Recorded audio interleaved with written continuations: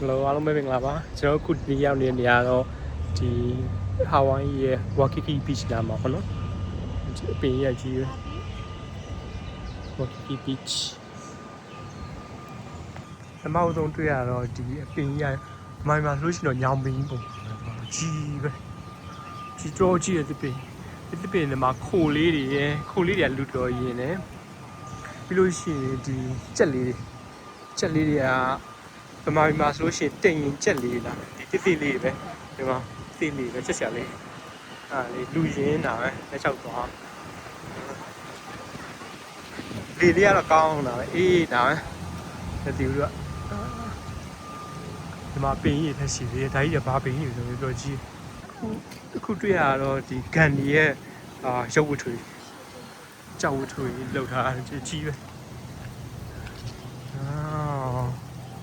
ဒါမဟာဓမ္မကန်ဒီ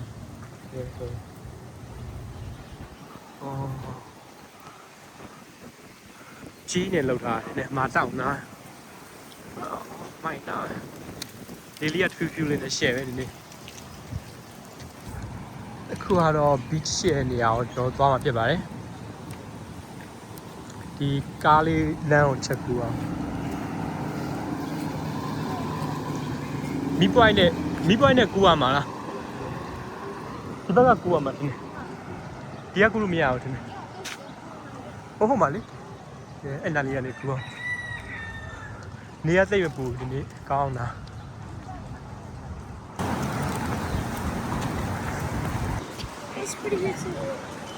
ဘယ်နေရာကြည့်ပြီးနေရာတော့ကြီးရွယ်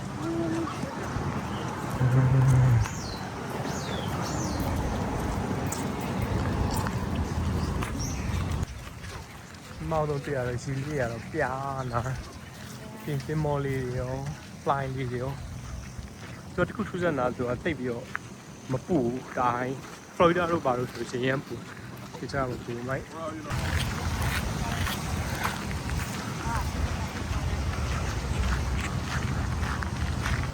တော်လေးကိုတာရတယ်ပြီးနောက်မှာဆိုလို့ရှိရင်ဒီတိုက်အဆောက်အုံလေးများကြီးဟုတ်ပါဘူး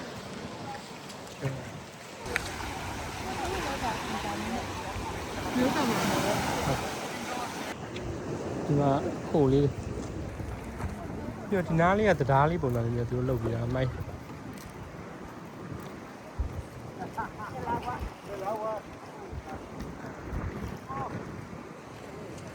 တော့ဒီမှာရေထဲမှာလုံနေကြတယ်လူတွေ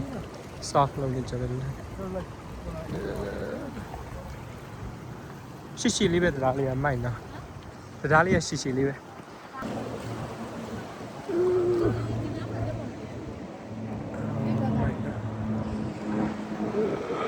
လေကတော့ရမ်းကြိုက်တယ်ဖုန်းကိုကင်တာဒါတော့အခုတရားတော့မဟုတ်ဘူးတရားပုံစံလေးပဲအဲ့လိုထိတ်ဆုံးလေးကိုရအောင်နော်နားလေးကိုရအောင်နေအခုချိန်ကြီးတော့ရေတော့မစမ်းသေးဘူးရေလေးတွေကပူလာအီလာမသိလှိုင်းလုံးရောကြီးရုံးမဟိုးဝေးမှာလူတွေလှိုင်းစီနေကြမိုက်နော်ပြီးတော့ဒီ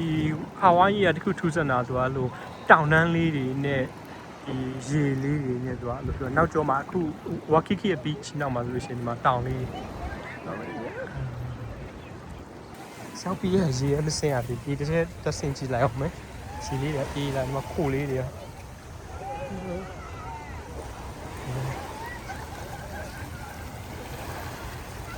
နေရာဇာတိက85လောက်ရှိတယ်။ပုံကြီးကတော့အေးတယ်အေး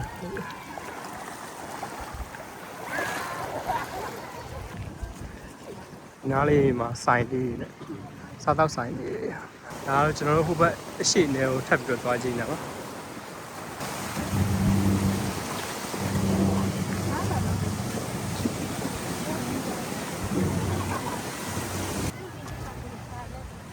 ဒီကတော့ဒီတိုင်းနေတိုက်စားတာကိုမခံအောင်ဆိုတော့ဒီလိုကာကွယ်ပေးရတဲ့နေရာလေးပေါင်လေးလုပ်ပြီးတော့တိုင်းတောင်ခံနိုင်အောင်လို့ဆိုလို့ထဲရှိဦးကကြည့်တယ်အုတ်တရားတော့ဒီလိုအုတ်လေးနဲ့စီပြီးတော့ထားတာရယ်ပြီးတော့ဒီထဲမှာအဲ့ထဲမှာရေတွေဝင်ပြီးတော့ဒီထဲမှာလည်းကန်းသားလေးမှာလည်းပိုက်လုံးနေတယ် လောက်ထားတယ်အဲ့ဒါတော့ဘာဖြစ်လို့လောက်ထားလဲတော့မသိဘူးဒီမှာပိုက်လုံးကြီးရယ်ဒီကြောက်လျှောက်လို့ပဲဒီလိုရေတိုက်စားမှုကကာဝယ်ထားတဲ့ပေါင်လေးတွေလုပ်ပြီးထားတယ်အုပ်လေးနဲ့တေးချာချာလေးရယ်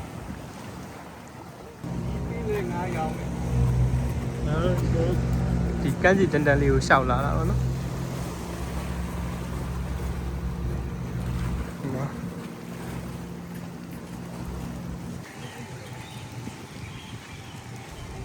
ဒီမှာဒီပင်းကြီးတော်ပေါ်တယ်ဒီလိုပင်းကြီး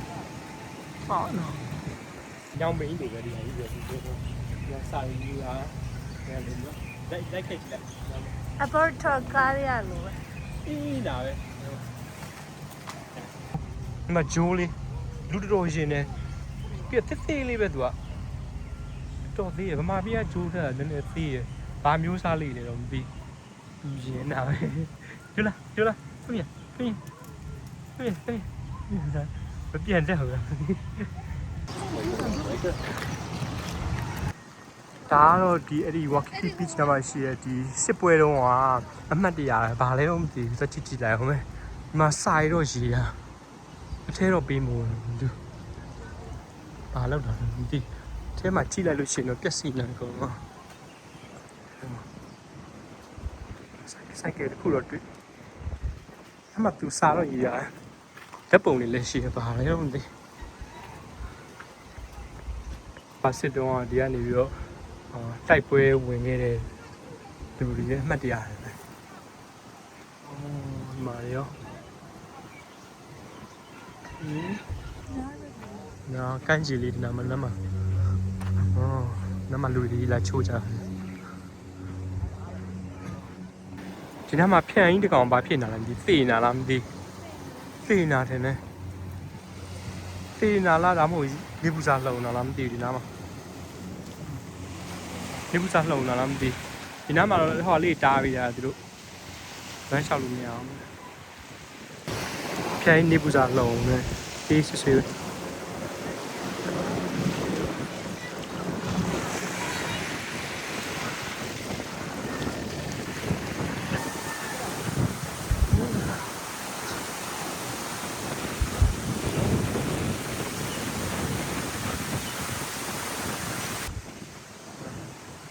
မှာပဲတွေ့တော့ဗမာပြည်ဈေးရက်လေးတွေဈေးရက်လေးပြန်နေ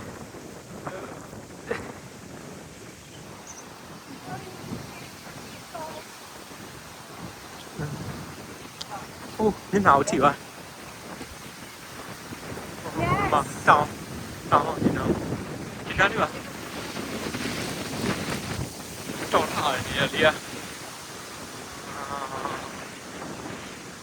ပန်းကြံလေးလုပ်ပြီးရတယ်မှာလူတိုင်းလမ်းလျှောက်လို့ရတယ်ကြောက်လေးဘောလုံးကစားညနေခင်းကြလို့ရှင်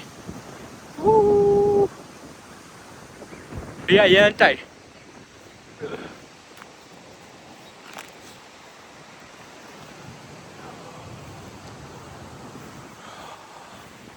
မကြက်လေးတွေရောကြက်လေးလူရင်းတာကြက်မာလေးတင်ရင်ကြက်လို့ခေါ်မှာတယ်ဘယ်မှာလဲဆိုရှင်ယူလာHello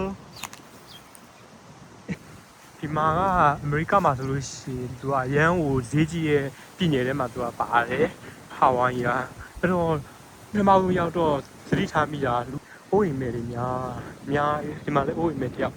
ဂျာအိတ်တစ်ပြည့်အောင်ပြီးလမ်းတွေမှာလည်းအဲ့လိုအိုးအိမ်မဲတွေတော့တွေ့တယ်ခဏ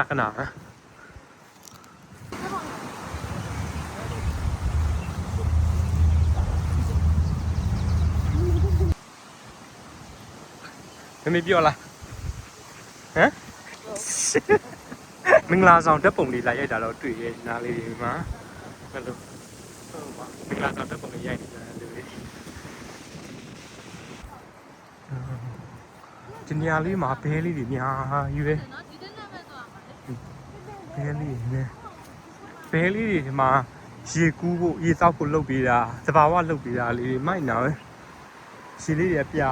ပြီးရောဘဲလေးတွေလည်းလူရင်းတာဟာဘဲလေး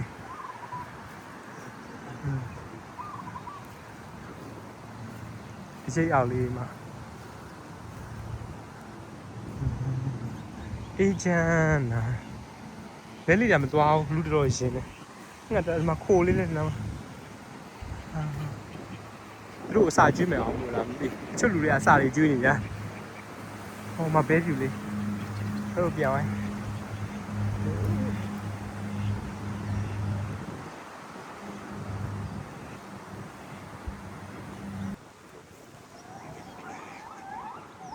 ခိုးလေးတွေရောဒီမှာတစ်ပင်ပေါ်မှာခိုးလေး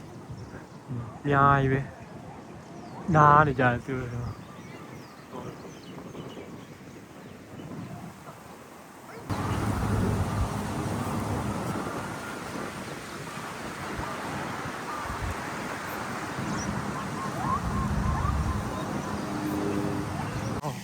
ပို့ဝေးရနေတွေ့လို့ဒီရေပန်းလေးကိုတွေ့လို့လာခဲ့တာပါနော်ရောက်တော့ဒီမှာပါပဲရေပန်းလေး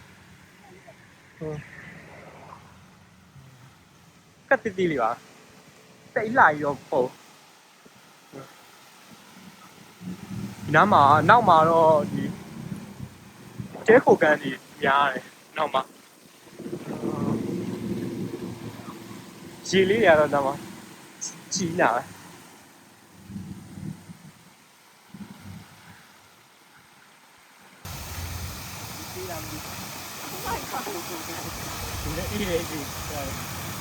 ဒီနေ့ကတော့ဒီလောက်ပါပဲဒီနေ့ကတော့ခုနပြောလို့ဝါကီကီ beach ကိုလည်လာတဲ့ဗီဒီယိုလေးပေါ့နော်အားလုံးကြည့်ရှုပေးတဲ့အတွက်အားလုံးကျေးဇူးတင်ပါတယ်